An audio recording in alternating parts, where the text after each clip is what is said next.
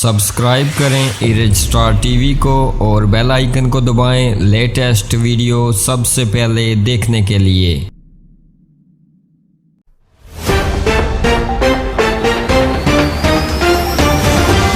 बिस्मिल्लाहिर्रहमानिर्रहीम। अस्सलाम वालेकुम नाजरीन आपको यहाँ पर एक अफसोसनाक खबर देते चलें कि बीवी ने बच्चों के साथ मिलकर शोहर को बेदर्दी से कत्ल कर दिया।